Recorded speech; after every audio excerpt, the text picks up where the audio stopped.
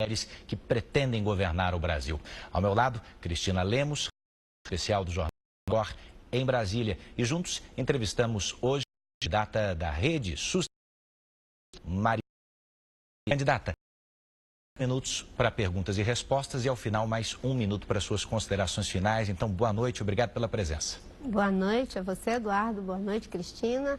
E a todos que estão nos acompanhando. E parabéns pela oportunidade de trazer os candidatos para apresentarem suas ideias e propostas. Para quem tem só 28 segundos, isso aqui realmente é um caldeirão de chá. Eu que agradeço em nome da Record TV. A senhora passou quase 6 anos nos governos do ex-presidente Lula e na eleição de 2014 apoiou e votou em Aécio Neves. Eu gostaria de saber como é que a senhora espera que o eleitor entenda estas duas escolhas específicas no momento em que olhar a sua foto na urna eletrônica.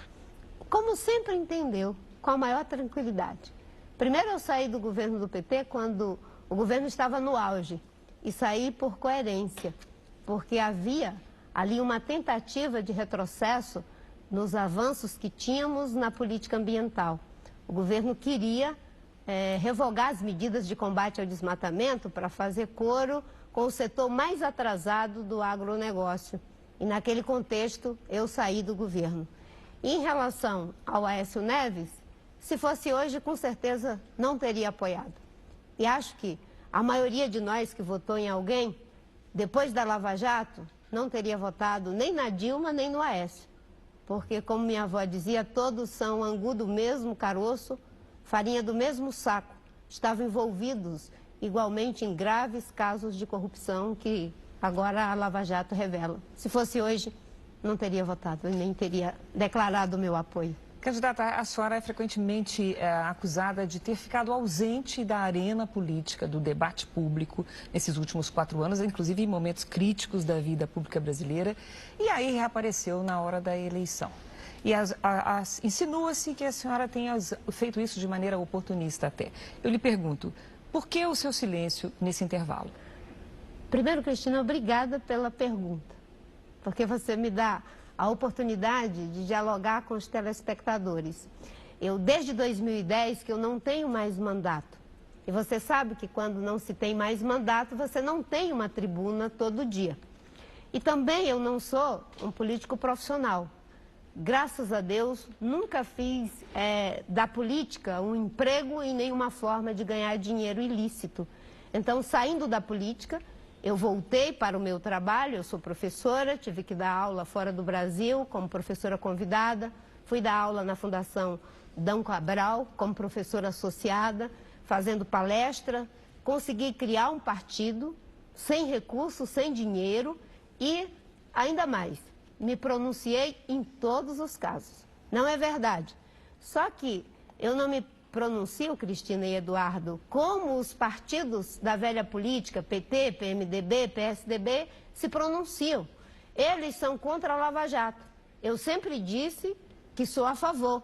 Eles eram a favor do foro privilegiado. Eu digo que sou contra. Eles dizem que são a favor de anistia para o Caixa 2. Eu fui contra a anistia para o Caixa 2. Não é que não me pronuncio, eu me pronuncio. Só que não da forma como os partidos tradicionais da direita, da esquerda, do centro se pronunciam. Se as pessoas não querem considerar minhas opiniões um pronunciamento, é outra história.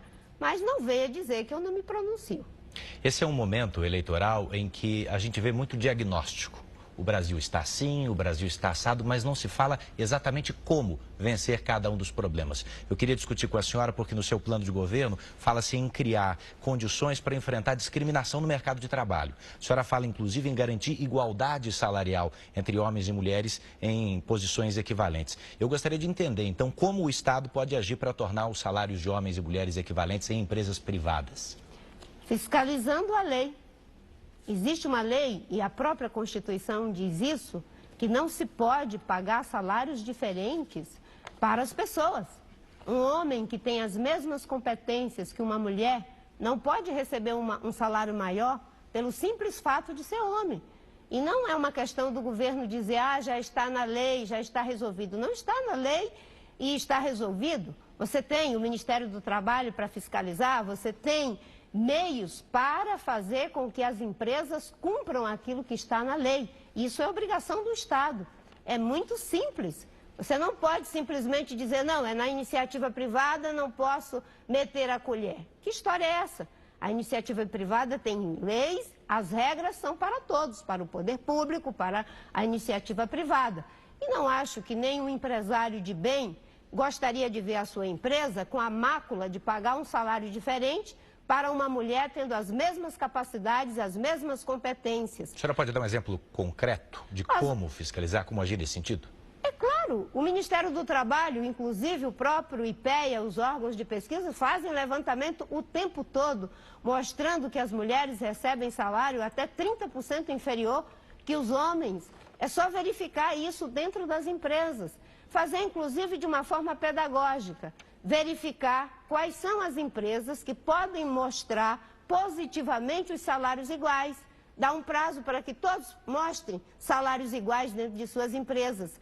E aí você vai gradativamente fazendo com que essa mácula desapareça do Brasil. É fiscalizar. O Ministério do Trabalho está aí para fiscalizar e tem os meios para isso.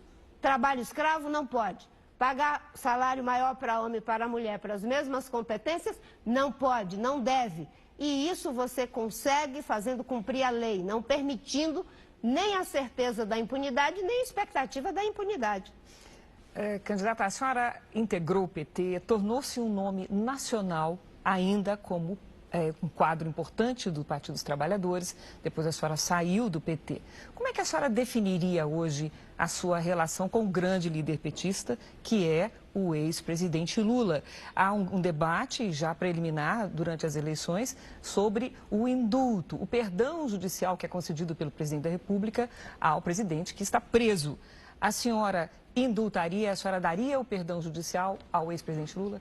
O indulto é uma prerrogativa de um ato de benevolência de um signatário da República para com alguém que ele imagina que está passando por uma situação de injustiça. Ou para corrigir um erro judicial. Ou para corrigir um erro judicial.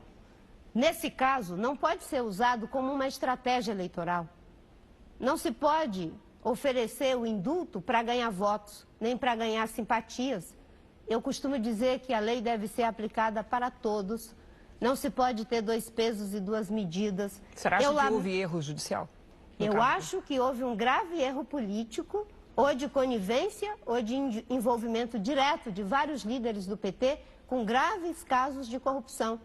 Por quê? Ou você tem extrema incompetência, ou extrema conivência, ou envolvimento direto. A Lava Jato está mostrando o que é conivência, o que é envolvimento direto e o que é incompetência.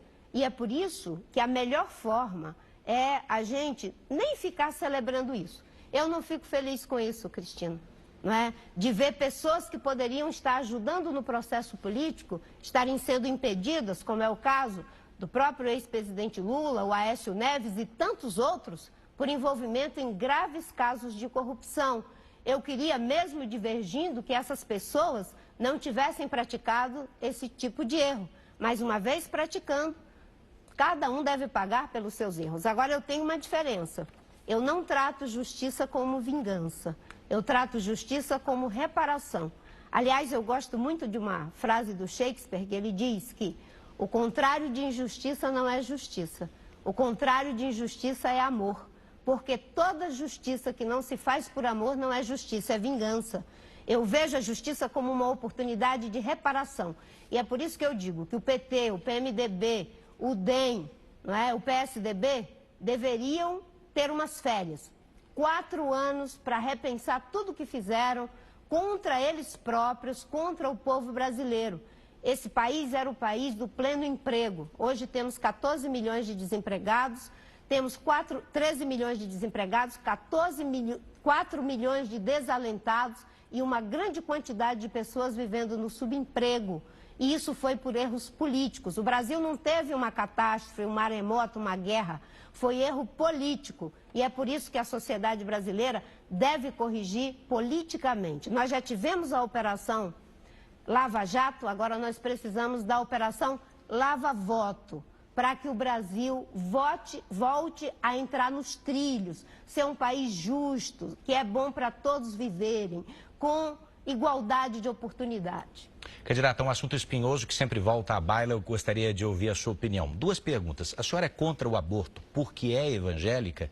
E, nesse caso, não é misturar um dogma, uma crença religiosa na maneira de gerir, de administrar o Estado? Onde é que fica o Estado laico nesse quesito? Eu sou contra o aborto por convicção filosófica, por convicção política e religiosa. E tem muita gente que é contra, mesmo não crendo, porque são pessoas que defendem a vida por princípios éticos, por princípios filosóficos. Agora, o aborto não pode ser advogado, em hipótese nenhuma, como um método contraceptivo. O que nós temos que trabalhar é naquilo que nos une. O que nós queremos? Que nenhuma mulher tenha que fazer aborto, que as mulheres tenham acesso ao planejamento familiar, que as mulheres tenham acesso à informação, que nenhuma adolescente ou uma jovem tenha uma gravidez indesejada. Nesse ponto, todos vamos trabalhar conjuntamente. Agora, já existem as formas legais para o aborto, quando a criança vai nascer sem cérebro, ou quando tem risco para a saúde da mãe, ou no caso de um estupro. A senhora desejaria avançar, então? Eu não. Não quero avançar, como eu disse, eu sou contra o aborto. E não acho que 513 deputados devem substituir 200 milhões de brasileiros. Esse é um tema muito polêmico. Então a senhora levaria plebiscito? Se for para ampliar para além disso, eu defendo que não seja apenas o Congresso. O presidente da República não é ele que chama o plebiscito, quem faz isso é o Congresso. Não é o presidente que aprova as leis que mudam a Constituição. Quem faz isso é o Congresso. Agora, se alguém quiser ir além do que já existe, que não seja apenas os 500 deputados e os 81 senadores. Eles são eleitos para representar o povo, não é para substituir. Nas democracias evoluídas, isso é decidido por plebiscito. E as pessoas que estão nos acompanhando agora têm a oportunidade de entender melhor a minha posição e eu agradeço a você pela pergunta. Eu reitero, sou contra e não acho que se for para tomar uma decisão além do que já existe, que deva ser feito apenas pelos 513 deputados, que a sociedade inteira seja ouvida. Candidata, permita uma pergunta sobre uma área de especialidade sua, que é meio ambiente. A senhora foi ministra desse setor. Eu lhe pergunto, a senhora é vista com bastante desconfiança por um setor importante entre o setor produtivo, que é o agronegócio, responsável pela nossa balança comercial em grande medida. Eu lhe pergunto, como é possível preservar o meio ambiente e produzir alimentos em larga escala? Nós temos aí metade do cerrado destruído pela monocultura da soja, que é importantíssima para a exportação para a China, por exemplo, e pesa na nossa balança comercial. É possível combinar as duas coisas? É possível combinar as duas coisas, perfeitamente possível. E a pergunta que a gente deve fazer é como não combinar as duas coisas. Isso é que é impossível. O Brasil só é uma potência agrícola porque é uma potência em recursos hídricos. E só é uma potência hídrica com muita chuva, muita água, que é fundamental para a agricultura, porque temos muitas florestas. No caso, a floresta amazônica, que é que produz as chuvas do sul, do sudeste e do centro-oeste. Destruir a Amazônia é acabar com o regime de chuva da região mais importante do agronegócio do Brasil. Então, e o agronegócio, Cristina, não é algo homogêneo, né? Existe muita gente do agronegócio que está fazendo o dever de casa, que quer certificar a sua produção. Agora mesmo, eu estive numa fazenda, aqui no estado de Goiás, de uma dentista, uma mulher corajosa, que mudou completamente o seu sistema de produção. Antes ela tinha uma propriedade improdutiva, a Marise, que produzia 60 sacas de milho por hectare. Ela introduziu as práticas inovadoras da Embrapa, de plantio direto, de agricultura pecuária, de agricultura floresta, e ela aumentou de 60 sacas para 200 sacas. Olha como é bom você juntar economia e ecologia, agricultura e proteção de florestas. Então, o agronegócio, que tem visão estratégica, que é moderno, que está integrado às cadeias produtivas globais, não têm medo de Marina Silva presidente. Pelo contrário, eles ficam muito contentes de saber que tem alguém que entende como é que se faz da forma correta. Candidata, menos de um minuto para terminar. Contas no vermelho. Onde cortar gastos? A senhora faria privatizações? Primeiro, acabar com a corrupção. Não pode ter dinheiro sendo drenado pela corrupção como tivemos até agora.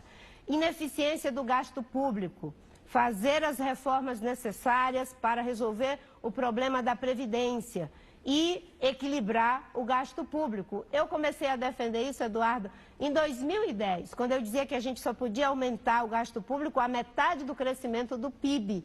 E, obviamente, que nós vamos fazer o país voltar a crescer para ter investimento, gerar emprego na construção civil, no turismo, na infraestrutura, ajudar as pessoas a ter acesso a serviços de qualidade, na saúde, na educação. Eu quero ser presidente do Brasil para que a gente tenha um país próspero, bom de viver. A partir desse instante, a senhora tem um minuto para suas considerações. Muito obrigada a vocês por esse debate, a todos que estão nos acompanhando. Eu sou candidata à presidência da República, porque eu quero viver num país que seja justo, bom para se viver. Um país em que uma pessoa não tenha que viver a humilhação do desemprego, não ter como criar os seus filhos e a sua família de forma digna e decente. Um país onde uma mulher não tenha que ganhar salário diferente, mesmo tendo a mesma competência. Um país onde a nossa juventude não perca a sua vida em função da violência e por falta de oportunidade. Um país onde todas as crianças estejam na escola, onde os jovens cheguem aos 19 anos com um diploma de 2º grau, sabendo ler e interpretar um texto. Um país que seja economicamente próspero, socialmente justo, politicamente democrático e ambientalmente sustentável. Esse é o meu ideal de país e eu peço a você que nos ajude a concretizar esse ideal. Mais uma vez, muito obrigado pela entrevista. Eu quero lembrar a você aí do outro lado que se quiser rever ou então compartilhar esse momento na íntegra, basta ir lá no Play Plus, a nova plataforma do Grupo Record. Você vai ficar agora com as notícias da sua cidade. Boa noite e até mais.